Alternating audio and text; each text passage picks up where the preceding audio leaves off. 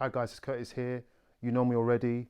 The Social Work Race platform. It was created for social workers, social work students. More so, my heart is for social work students and newly qualified social workers so that we can learn, grow and develop our practice. But since I've started that platform, I've learned that we have to address a lot of other topics. And since starting my PhD, I've had to dive deep into issues around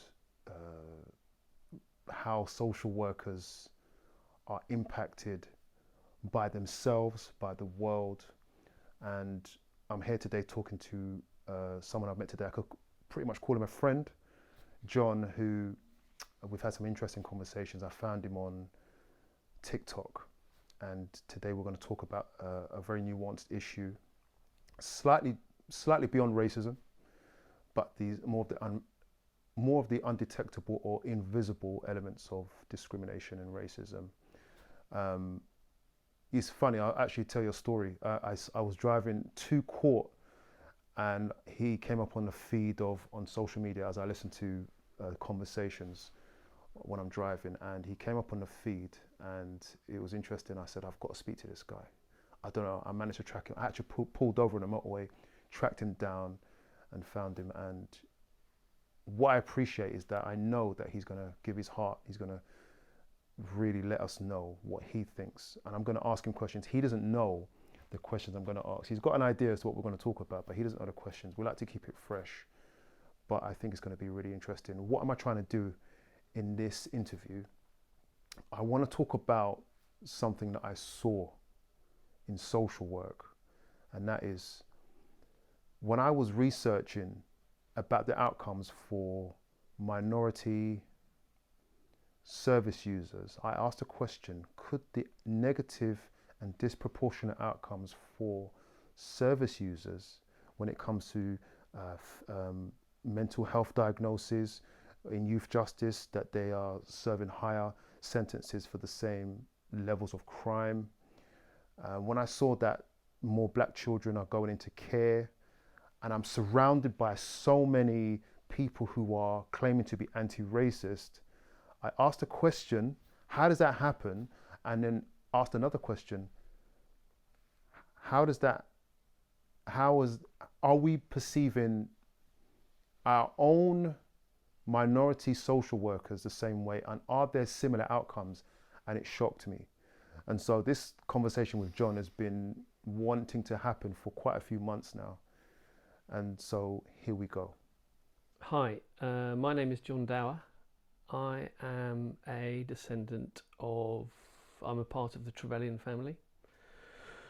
In 2016 I discovered that 6 of my ancestors, 6 generations above me, owned plantations, had received compensation during the abolition of slavery to compensate them for the 1,004 enslaved people they owned on the island of Grenada in 6 plantations. I knew nothing about this at that time. I'd been told by my family that they were much more aligned with abolitionists, that I'd sort of thought we were on the side of the good guys because my great-grandfather was a member of the Labour Party. He was in the first Labour cabinet as Minister for Education. And many of my other family members were kind of doing public service work. So I kind of had this notion that we were, I suppose, what you'd call good, responsible people. And my life changed literally overnight at that moment. And I went on a campaign to apologise on behalf of the family, because I figured that no one in the family had ever taken responsibility for what my ancestors had done. But that took a long time. It was very complicated. We've got a large family, we've got a lot of people to persuade. Like any family, the Trevelyan family are a broad church with people of different political persuasions, difficult alliances, different feelings about empire and about the family's past activities in the empire and in colonial Britain.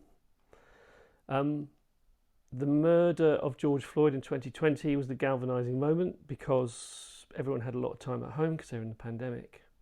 I think a lot of people who were unaware, maybe lived in parts of the country where things weren't as obvious to them, became more aware that racism was a really live issue and that people were being oppressed. And at the same time, my cousin Laura Trevelyan made a documentary in Grenada. She was a BBC correspondent working in New York about the families at our ancestors' links to Grenada. And that enabled us to have a series of meetings where we were able to put this letter of apology together. And in 2023, early 2023, we went to Grenada and made the apology.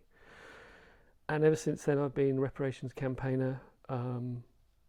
About 2 months later, I was a co-founder of an organisation called Heirs of Slavery, which is a loose alliance of descendants of the enslavers, of other enslaving families, who have got two purposes. One is to educate, inspire, encourage other descendants of the enslavers to come together to get involved in reparatory justice in whatever shape or form that might be possible for them. Ideally, once they've recognised the truth, then get involved in thinking about apology and then actually getting actively involved in reparative justice. And the other function that we have is that we want to persuade the king and the government in this country to get involved in reparatory justice themselves and do the same thing, particularly in view of the CARICOM 10-point plan calling for reparatory justice. The African Union 2025 calls it their year of reparative justice, and also engage with the diaspora in Britain. And also talking to heads of Commonwealth, which they've so far refused to do.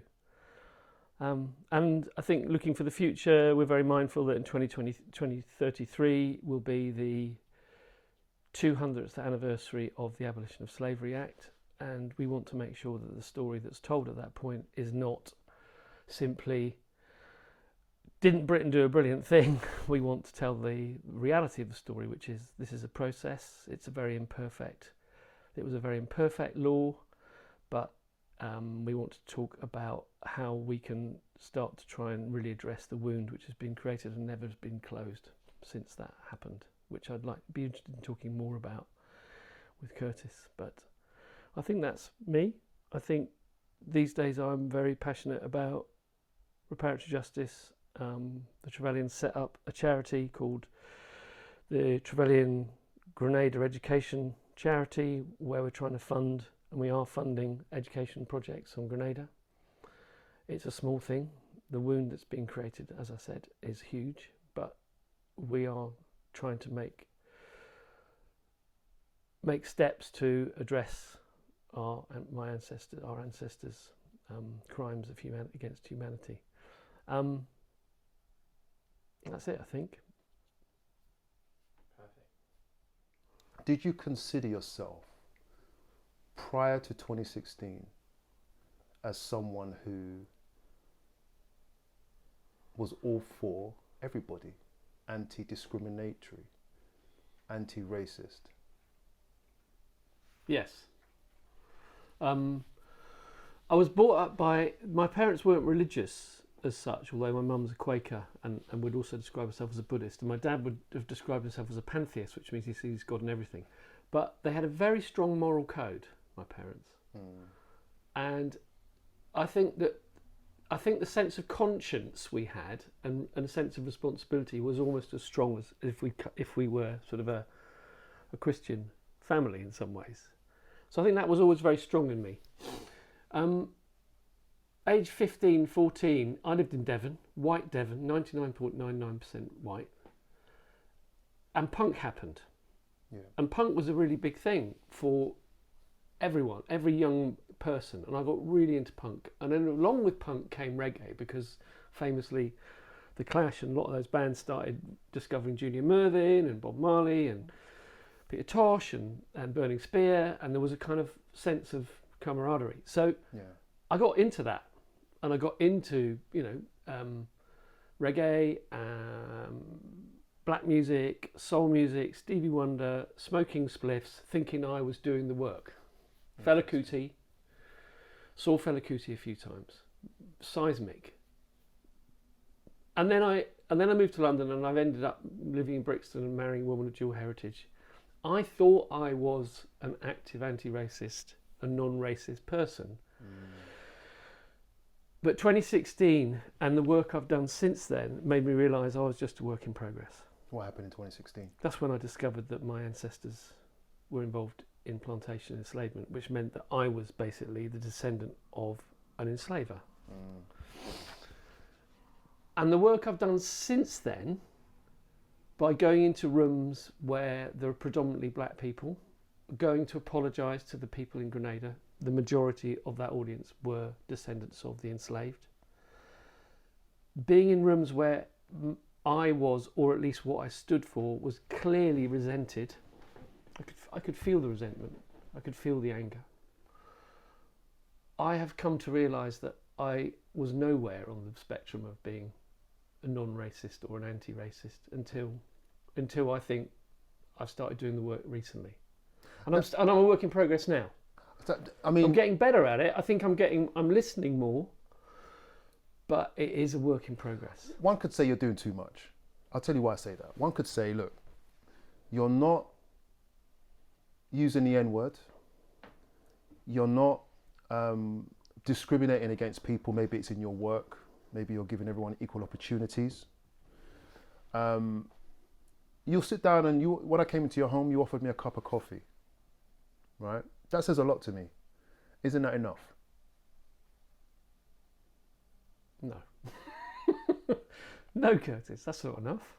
I mean, look, let's just look at the history that are represented in those 6 generations since my ancestors got that money in 1834. I mean, of course, there were several hundred years before that where money was being made by families like mine.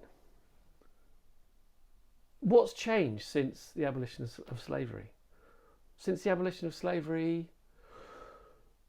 those Caribbean islands were turned into, they were impoverished. They had, all of their natural resources had been extracted in terms of sugar and cocoa and coffee. Yeah. People were left impoverished. Famously, I know that you're from Jamaica. 75% of people at the point of emancipation in Jamaica in 1962 were illiterate. There wasn't a functioning health system. Yeah. There wasn't a proper education system.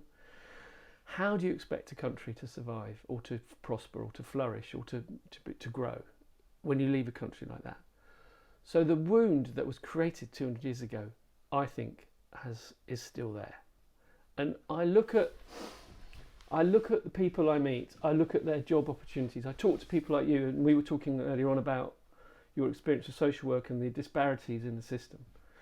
And I go, the wound is still there, the job has not been done. This is still a racist country.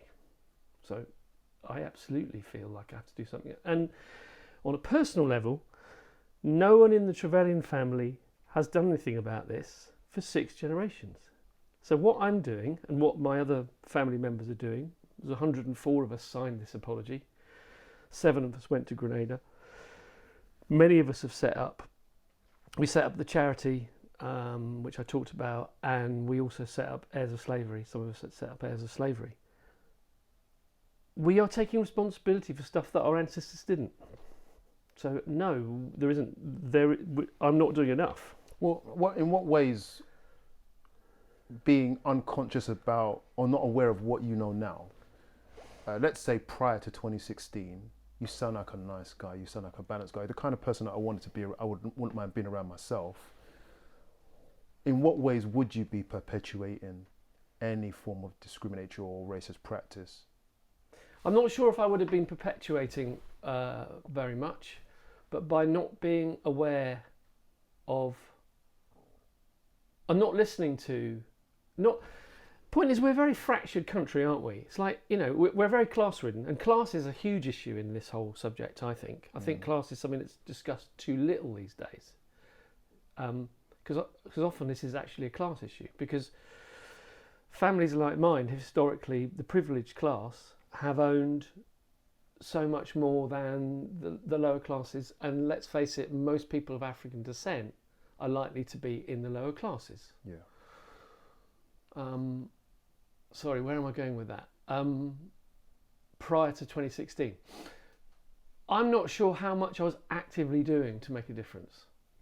I might have been making television programs that included black characters and had black friends, and certainly my wife's family in Norway, there's lots of black members in that family because she's adopted, she's half African. But I wasn't actively doing something. I feel like the actions that I'm now taking feel like they're at least starting to, I don't know if I'm making a difference, but at least by talking about it, I think these conversations are important. I think that the conversations I'm now having with descendants, I'm sorry to put it crudely, descendants of the enslaved, with me, descendants of enslaved, I think they're very constructive conversations, because I think what's beginning to happen is we're beginning to get some sort of understanding, or at least I feel like I'm getting some understanding, and my aspiration is to become an ally. I don't pretend that I am an ally yet until that's recognised by the people I'm talking to, but that's what I aspire to be. I aspire to be someone who's there to support in the campaign towards active anti-racism and reparatory justice. It sounds like you're saying. It sounds like you're saying there's issues around the topic of racism and racist practice. I'm talking about the unconscious element. I'm talking about the areas that we don't know that we're perpetuating. You're actually admitting, I don't know how I might be. And this is interesting for my research, because I'm thinking in my research, we can't have the same outcomes for service users and professionals and say we are anti-racist and anti-discriminatory and have the same outcomes. It doesn't make sense. So there's something about, can I point to you? Something about, or white people. There's something about white people that isn't quite right. And you're saying, I need to at least make a noise about it or have that conversation. And I appreciate that. And I say this without pointing a finger, although I'm pointing a finger. I'm trying to understand some of it myself. What do allies look like? How are allies helping or not helping if we're having the same outcomes? It's a heavy question. Yeah, and I've been in rooms where I've been told that I've been in some rooms where I'm told my presence is not wanted. I've been told in some rooms that we're centering ourselves too much. I've been told that, we're not allies and we shouldn't presume to be, and that was probably a really good thing for me to hear, particularly in the first year of doing this, because I started in a couple of years ago now. So what we did is we pulled back, and we're now into sort of a more of a listening mode. Right. Okay, so what's changed? What's changing, I think the conversation's changing. And that's where things have to begin, right? We're not necessarily going to see brilliant outcomes. I mean, a lot of the things you're talking about, these disparities, are sort of about the way the capitalism works and about our society works, and they're about recessions and austerity and lack of funding. So there's a whole heap of other sort of structural issues which we could talk about as well. But in terms of what I think is happening with this reparative justice conversation, is I do think that there is a needle shift. It's slow, and inevitably there are a lot of people on the anti-woke right who disagree, and we get a lot of pushback from them.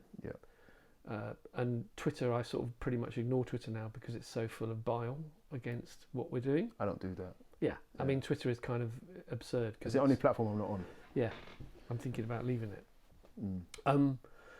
But every day I'm getting contacted by, or not every day, but often I'm getting contacted by reparatory justice organisations and black campaigners to ask what heirs of slavery can do to help. I'm hearing about people producing books and pamphlets and articles. There's a new book by Paul Lashmar on the Drax family, and about how they're still rich after all these years of their ancestors' escapades in Barbados. Right. Even Lenny Henry's writing a book about reparations. It's coming out in October. I mean, all I'm saying is I do think that there is a conversation which has started, which is not going to stop. And I think all of this came out of the 2013 Legacies of Slavery database, in Britain anyway, because that was a seismic moment. And it's a very important moment, and I think it'll be a moment in history. Because until that moment, families like mine would go, yeah, we may have been involved, but I don't think so, because my great-grandfather always talked about, we were friends with the abolitionists, and he always talked about those were his ideals. But what the Legacies of Slavery database did, which is essentially, it digitised these dusty tomes that were kept in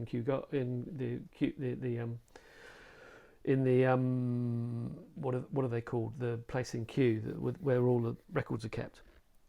By digitising every single transaction that was done during the abolition of slavery compensation, which of course was, all the records were brilliantly kept because they were all about money, because £20 million was dispersed by the government, which at the time was 40% of the GDP of the country. It's a huge amount of money.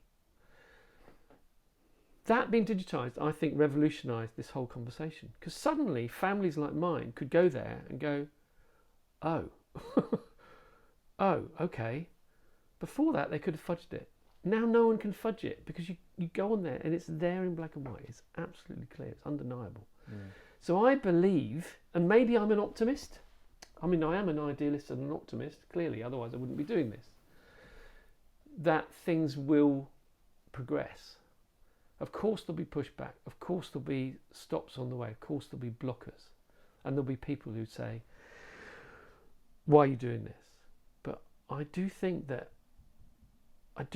hope. Hope for what? For better understanding between people of African descent and people who are racialised as white. I hope there'll be therefore better opportunities, and I'm hoping there will be less inequality. I was going to say more equality, but maybe I should say less inequality. Yeah, they're not the same. No, they're not the same. And I've got a black friend of Nigerian descent who says to me every time we talk about this, he goes, yeah, when Black Lives Matter happened, for example, and I said, Charlie, you coming on the march? Come on the march. I'm going on the march. He said, nah, it's not going to make any difference. He said, I was there in Lewisham in 1977 when the National Front marched. I was there, and I knew about the riots in the uprising in Brixton. I remember the New Cross fire. It's not going to change. Yeah. Which is very hard to hear. Yeah. I found that really hard and discouraging, and so I understand that there are people who are sceptical about the value of doing this. But I go back to what I said earlier on about my family. I'm doing this because I believe it's the right thing to do. Yeah. And that's kind of it. That's kind of why I'm doing it. It's not duty, but it's like, it's the right thing to do, so therefore you do it. And I don't think it's the wrong thing to do. I don't think what I'm doing is contributing negatively. I think I'm contributing something, or at least provoking something which is positive. Well, I think it's interesting that you have recognised that probably a path to a better outcome is going to meet, even from the people you're trying to help, resistance. So that goes on to my next question.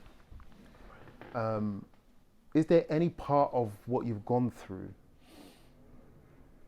that has made you very uncomfortable?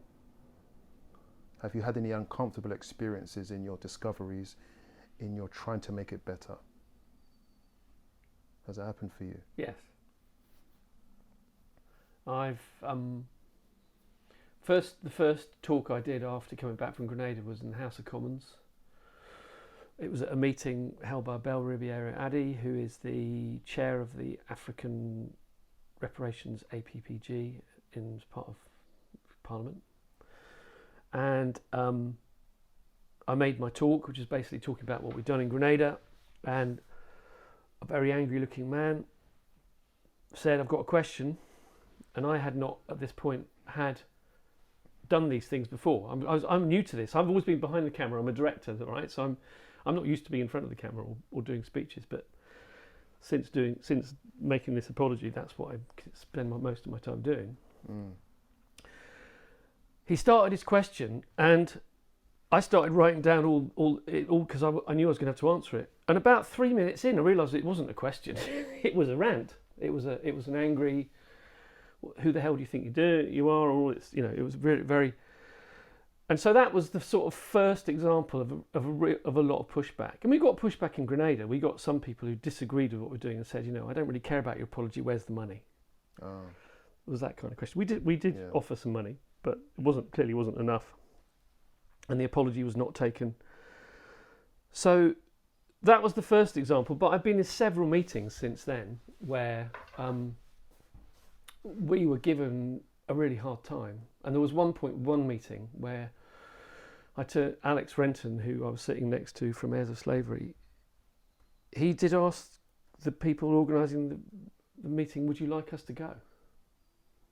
Would that be better if we just went? Because clearly, you're not happy with what we've done, and no matter how much we explain it, it's not going down well. Should we just go? And they said, no, don't go. We want to keep talking. So yeah, there's been plenty of situations that have been really uncomfortable. The most in your face one was a guy who just told me that he thought what the Australian family had done was ridiculous. No, it was, what did he call it? Not stupid, but something. Really, really, really, really put it down. And I was like, wow. So you're calling us? Well, I can't remember the word now. Was it stupid? Was it ridiculous? Whatever it was. And it was sort of one of those moments where we're almost in confrontation, because he's basically going, what you've done is absurd, and I'm going, okay. So what are you saying? What do you want to do with this? And luckily he walked away, because I don't know where I was going to go with it. I mean, there was no way it wasn't going to become physical, but there was like an argument brewing. Mm. So plenty of times. And during the first year of doing this work, I got really bad eczema, which I don't really have. So I knew that I was under a lot of stress. So absolutely, it's taken its sort of, some sort of toll. Let's pause a second. I want to get a couple of questions from my list. This is intense. How did you define racism? And has that definition shifted since then?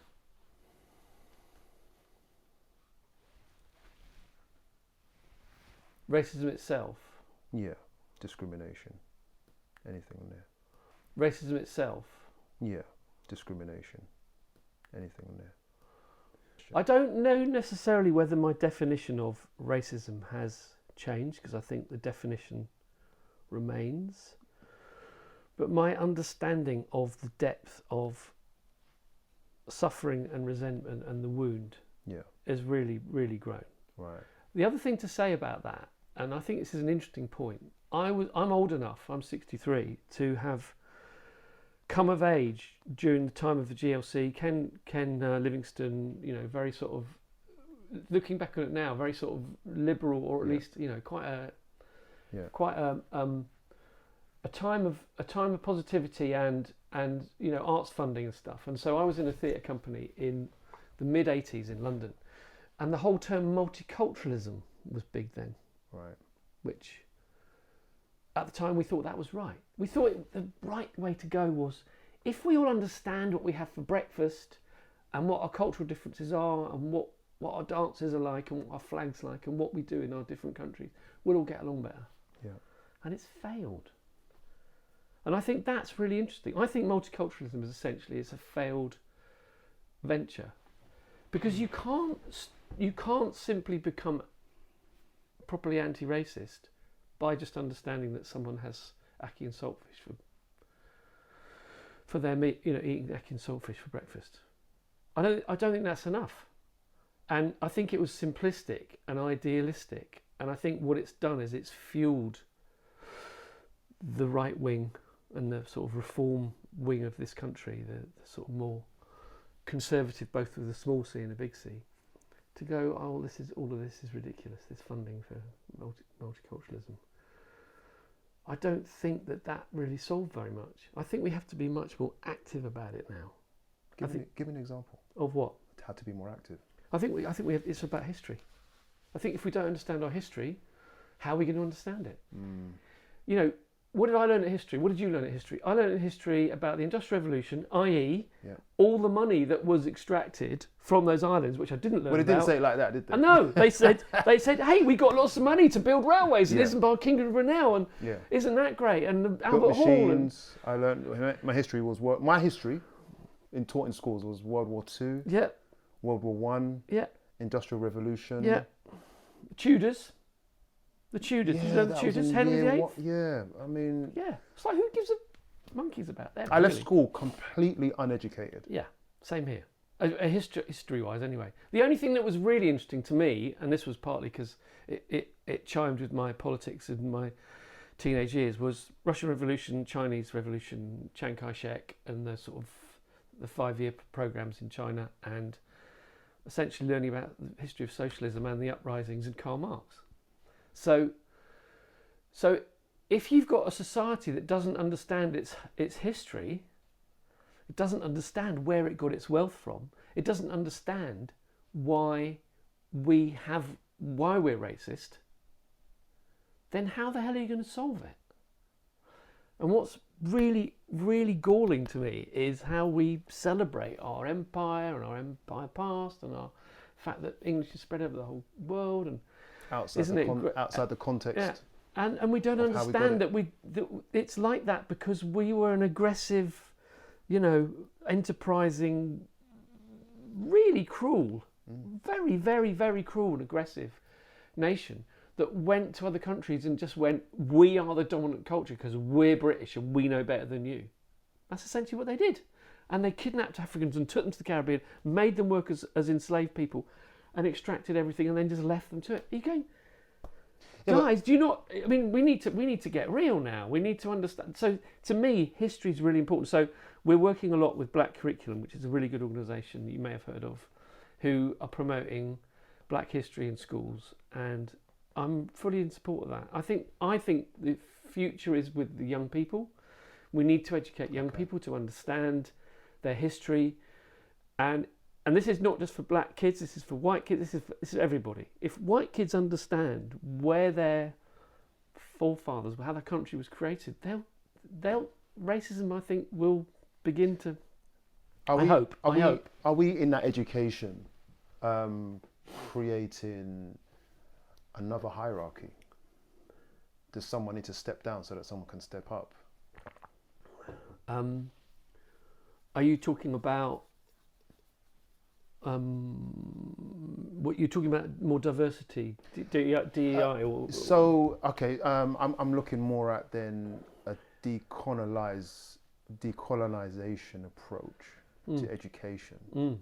So what we could say is, now you know where you're from. As a white person, you need to know that I, as a black person, have a greater history. Doesn't that diminish the white person? And doesn't that create that dynamic? When you say greater history, you're talking about the history from going back to centuries in Africa, for example, which of course is very rich and we know very little about, i.e. pre-1870 when the Europe carved it up.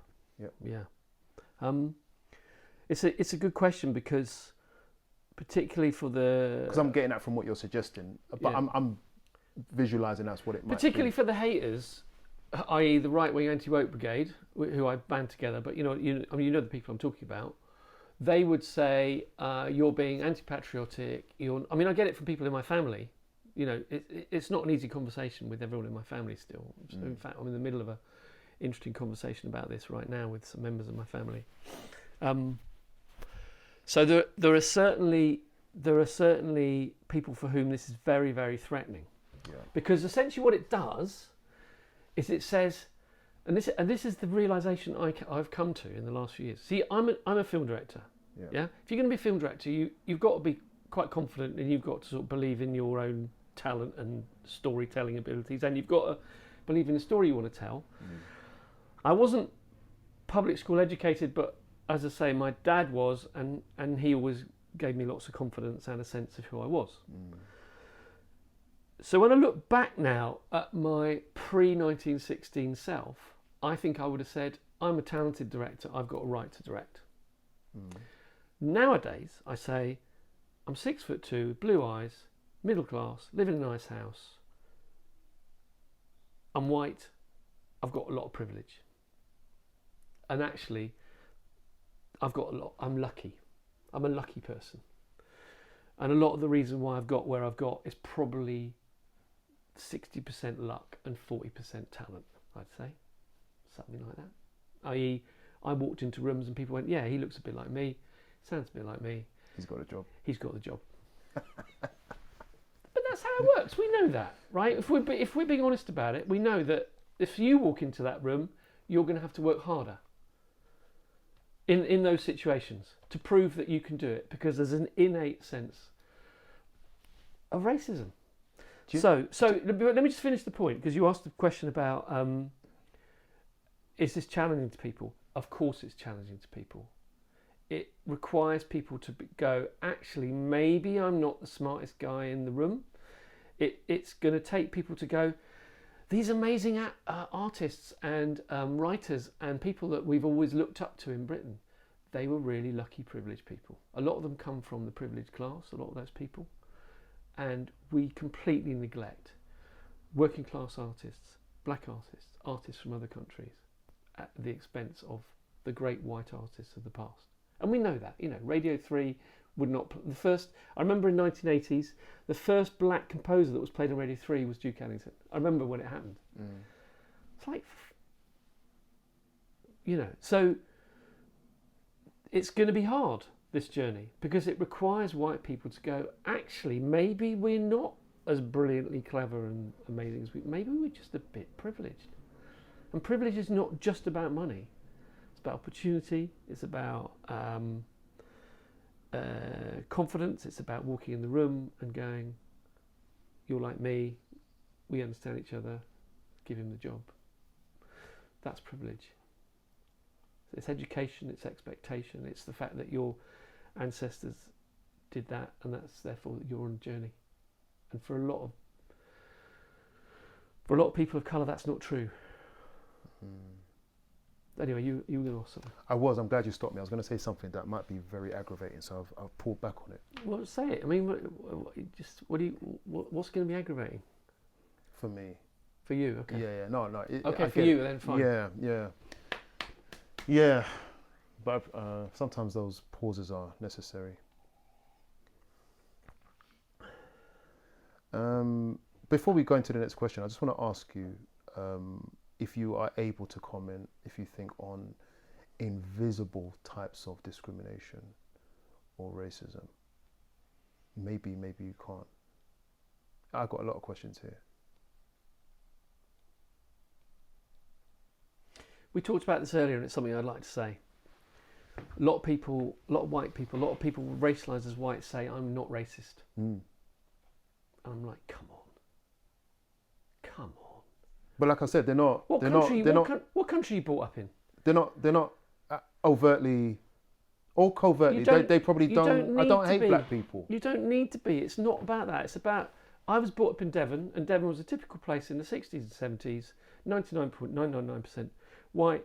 We made jokes about black people. We made jokes about Irish people. We didn't know any better. We were racist. That's the country that's the place I come from. It's 2025 now. It's 2025. I go to the country, still go to the country. I've got ancestors in Northumberland. I don't know if Northumberland's that much better. Maybe it is. Racism is still alive and well. Our society is a racist society still. There is inherent racism, institutionalised racism, as Macpherson report discovered, but it's been discovered in pretty much every organisation. What does institutionalised racism mean to you? Because I want to bear in mind, this discussion is about those who think they're not. And I'm not trying to put in their minds that they are. But for you, there exists unaddressed issues of what racism actually is. So I'm picking at that. And so if we were to look at the Macpherson report and say, yes, institutionalized racism does exist, what does it look like for John?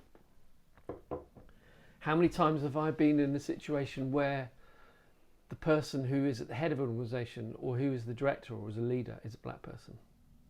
Very few. And when they are, do I say to myself, is that person good at their job? Because that's what I've always thought. That's what I've been conditioned to think. You're always saying to yourself, hang on a minute, that job's normally done by a white man or a white woman. This is So I read this book by Nova. Sorry. Before you, this is the side of institutional racism that I don't think has been captured. What you just said. The secret thoughts behind our well-meaning actions. Carry on. Sorry, I had to say that. No, it's all right. I think I've read this book called The Good Ally by Nova Reid. Nova was another one of the very uncomfortable speeches I did at the reparations conference the year before, 2023, where at the end of that, the same guy that had asked me the aggressive questions at the House of Commons stood up and ranted for half an hour after my speech. He just wouldn't stop because he wasn't being allowed to ask me a question. And she contacted me afterwards and sent me a book called The Good Ally, and it's a book she's written about how white people can be allies in anti-racist work and reparative justice work. And I read that book going, yeah, I thought about that, and then I got to bits where I go, oh fuck, I haven't thought about that. That's a challenge. Two really things that stood in my mind were, she said, when you go shopping, do you go and shop at shops that are run by black shopkeepers? I was like, no. That's thought-provoking. And the other one was, if you're in a tube late at night and there is you're the only person in the tube and there's a white man in a hoodie and there's a black man in a hoodie, are you more scared of the black man? And I was like, yep. That was you? Yep.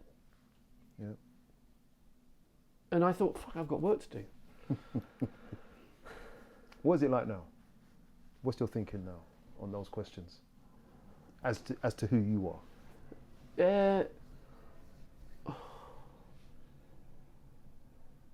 I'm a work in progress. You know, I think what's changed in me in the last year or so is I can admit that I have got what I would call racist conditioning.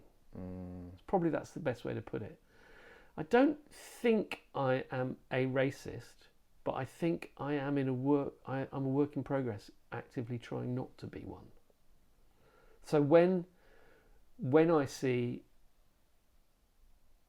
a black director coming in on EastEnders, I'm not thinking... A black what? Director. Yeah. Because I'm a director and I've worked on EastEnders a lot. Right. Did they have black directors in... Yeah, they had a black director on EastEnders and she was great. And other people, though, I could see that they were suspect. They're going, oh, does she know what she's doing? Don't name any names now.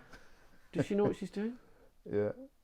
And oh, gosh. It's really hard. But listen, I'm being honest with you because otherwise how do we get change? Yeah. But you know this, right? Because you know that it's more difficult for black people to get to high levels. They have to work harder. That's the story we're always told, and I think it sounds in social true. services, it is a fact. Yeah. It's a statistical fact. And it's understanding that. You must have had to work really hard to get where you've got.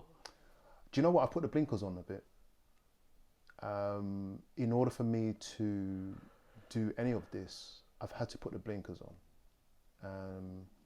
And I've also had to navigate doing my job whilst hearing things about me, but also the inner voice, which is an extended narrative of what I think people are thinking about me, only because of the colour of my skin, and still perform to a high level, which is, the thing is, I wasn't even always aware that I was doing that. So I am aware of it, and I hear it. Actually, I'm in an interesting position because I'm a West Indian, British born. with a strong Jamaican heritage. Mm. Born in the 70s, so I would have had some of that discriminatory impact on me and racism against me.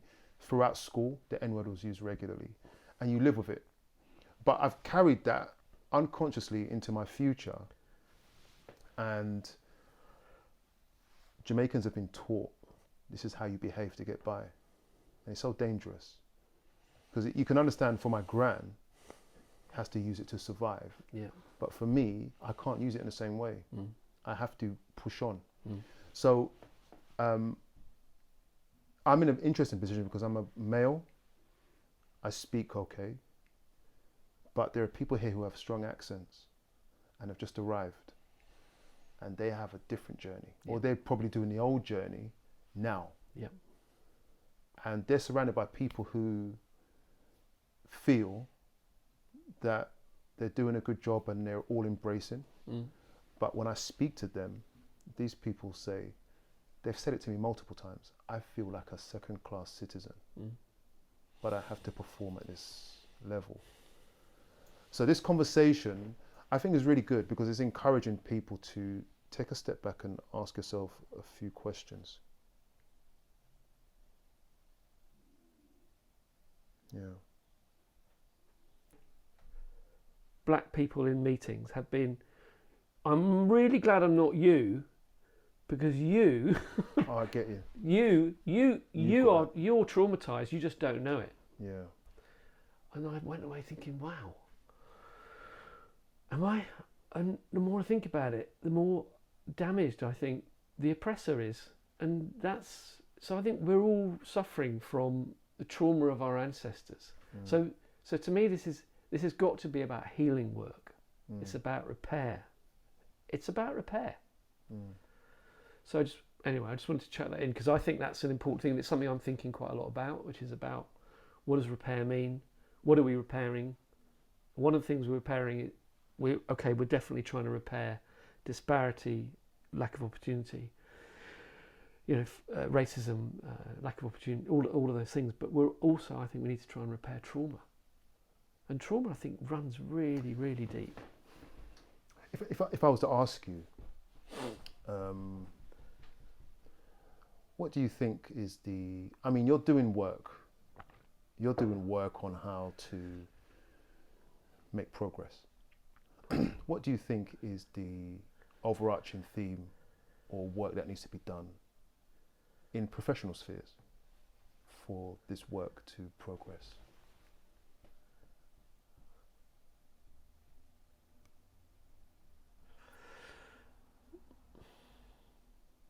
I mean, whenever we talk about how reparative justice should work, we always end up going back to the top.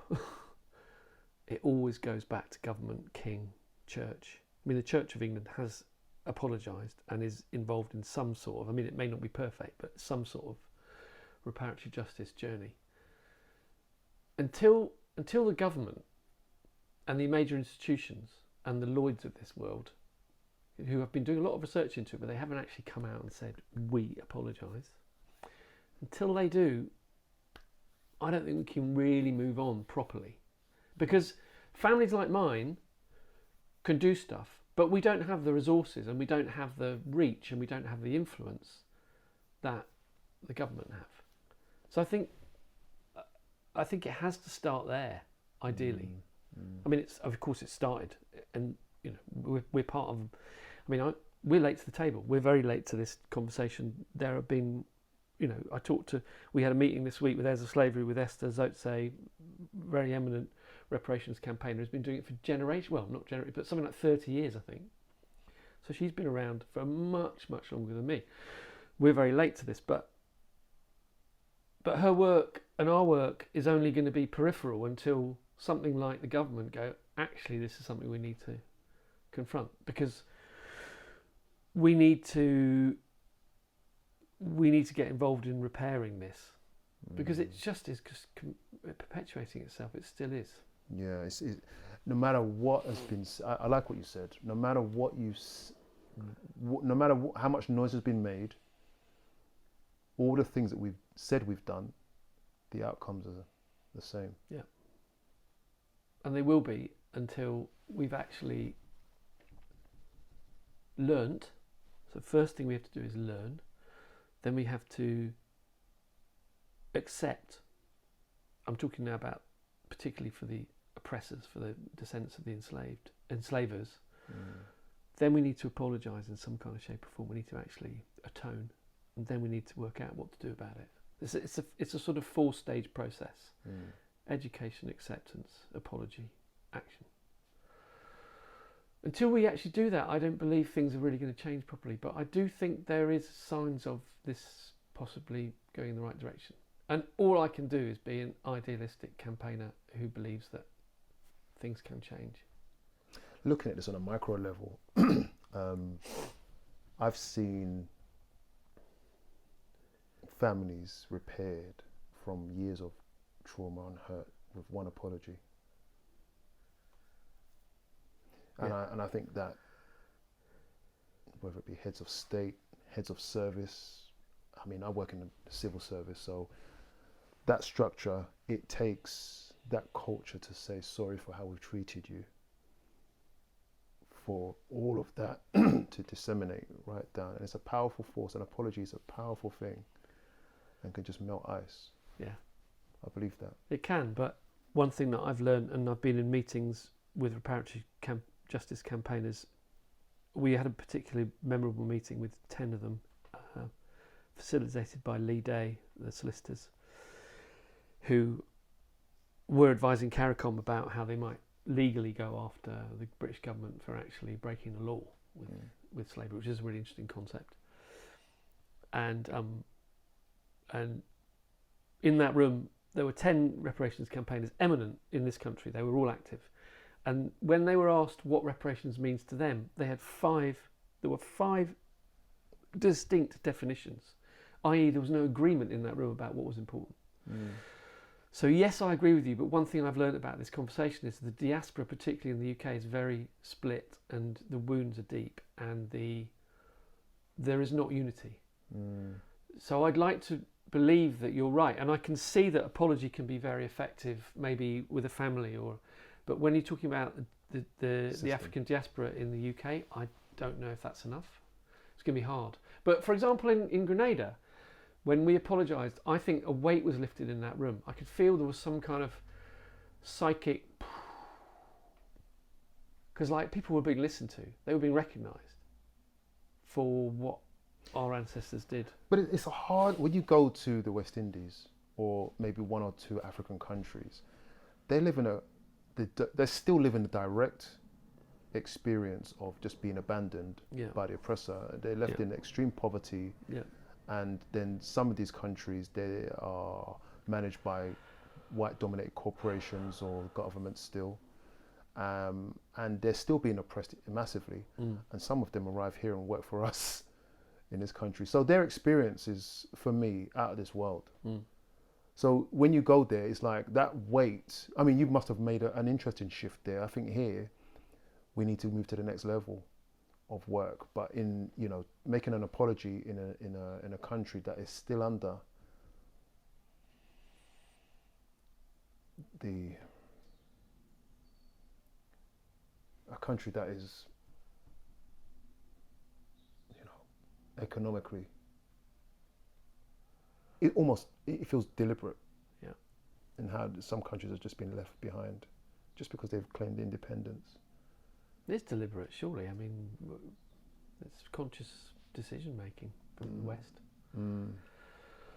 But yeah, let me just see if I've got one last reflective question. What advice would you give to, let me read it properly. What advice would you give to other white people who claim they are not racist? Oh, advice. I mean, I'd go look at the history, read the history, read some books. I've been reading plenty of books. David Olusoga's book on Black Britain is particularly good. There's a really good book on history of reparative of the abolition movement by Michael Taylor called The Interest, which is mind blowing. So there's one thing I do is educate yourself to understand the truth of our colonial history. And then I'd say go and talk to some black people. go and be in rooms with them, and actually, if you can, which is why I think this conversation is really valuable, because I think I quite often detect a kind of wall when I meet black people, because they're like looking at me going, "Are you all right? I'm not sure if you are. I don't know if I trust you." I notice now people's skepticism when they meet a white person. They're like, "Are you safe? I don't know whether you're safe. I'm going to assume you're not safe." This is the way it appears to me. I see black people and I think what they're working out whether they're safe. 100% right. That's me. Am I safe? That's me. Yeah, of course. Yeah. You walked in here and you go, there's a bit of you which I'm sure was going, am I going to be all right in here? And then I offer you a cup of coffee and you go, oh, maybe it is. Maybe it's going to be all I right. could smell the food cooking. I was like, yeah, he's all right. Yeah. Yeah. And I get that. Yeah. But it's still there. Yeah, of course it is. Mm. I'm not surprised. And actually, one of the things I say to white people is, put yourself in the position of being a black person. Mm. You would be resentful. I would be resentful. Because I know what kind of person I am. I'm a person who believes in right and wrong. I think quite deeply about what the right thing to do and about responsibility and conscience. I would be deeply resentful. So I suppose my advice would be go and see if you can engage with black people if they'll listen to you. And what I would hope would be is that we can encourage a dialogue and an understanding and a meeting place. And I think this is why this conversation is really valuable, because I think that's what we're doing now. I feel like that's what we're doing anyway. I'm not going to assume that from your perspective, but I think from my perspective, I feel like I'm learning. That's what they have to do. They have to do the work. It's not really advice, really. It's more like it's like trying to think of all the things that the journey. So you have to go on a journey. I'll take it as advice.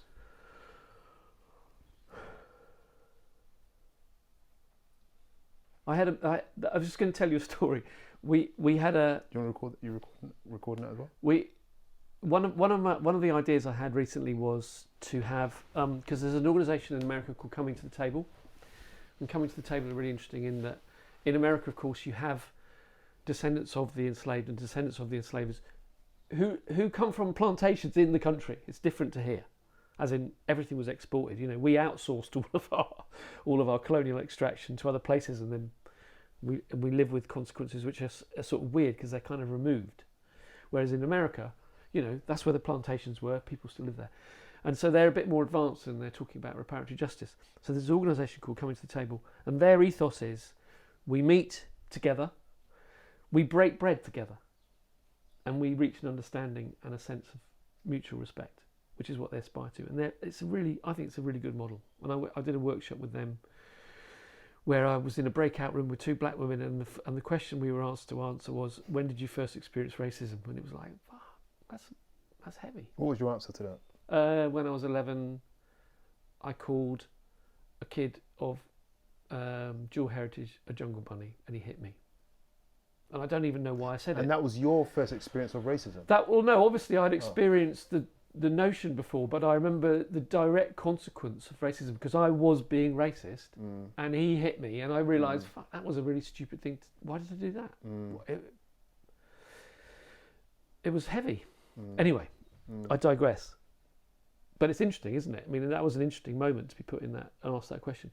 So what I decided to do in my little way was to have a meal here with 4 descendants of the enslaved and 3 descendants of enslavers, i.e. other members of heirs of slavery, and my wife who's of dual heritage. And we had a really interesting conversation about all of our different experiences and perspectives. But I noticed when they all came that they definitely all walked in going, is this going to be okay? And I don't blame them for it. And what was interesting about that night was everyone's perspectives were very, very subjective. They were very much based on their own subjective experience, and that's what hit me. So the other thing, going back to your question about kind of and it's really what you work with.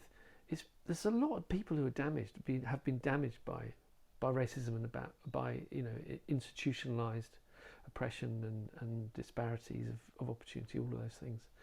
And it just really struck me that night that everyone was kind of coming at it from a different perspective based upon their own subjective experience. And of course, I'm the same. I've got my own subjective experience, which is that I was brought up by a very, I'd call them quite arrogant, snobby, or at least morally superior family. And suddenly I went, hang on a minute, we're not, because we're just hiding all of these skeletons under the carpet. So that's my subjective experience. So I think that's really important to recognise. I think we all need to recognise our own subjective experience influences our perspectives on this subject. So that's another thing I would want to talk about to people who say they're not racist. I go, well, tell me about your life. Where were you born? What was your first experiences of racism? That kind of thing. Because those are important questions to ask and to confront. We could talk for a long time, I think. We could. You've got a football match to go to. I have got a football match to go to. But I've really enjoyed the conversation. I'm happy to talk for longer if you want. It's been very good. You've got a lot to edit now, haven't you? Well, I'm looking forward to becoming a filmmaker. I guess I just need 2 minutes to just reflect by myself on it. Where do you want to sit? You want to sit there? Do you want to do that same? Yeah, I'll move to there. Yeah, or we can do it anywhere. I don't know. Yeah. So it's interesting after having that discussion. This discussion was not about positioning myself above or having someone position themselves below me based on how we fix racism and discrimination, but an understanding of it from a very honest, personal perspective. It was to gain an understanding. It didn't need critique. It's about collecting an experience and a perspective. What I found interesting about it was that it's simple, and that is that we have to be brave enough as managers, as directors, leaders of corporations or in the civil service, and as people on the ground like me, like John, to just be brave enough to have the conversation. I like what he said when he said, just go and sit next to a black person or be brave enough to ask them. I've been doing that, but I can do that quite easily. Remember, this recording, this interview is about what racism looks like through the eyes of someone who is not racist. And I want you to do whatever you want with that narrative. But as long as you talk and have discussions about what it's about, I think that's a starting point, and the work will continue. Hope that helps.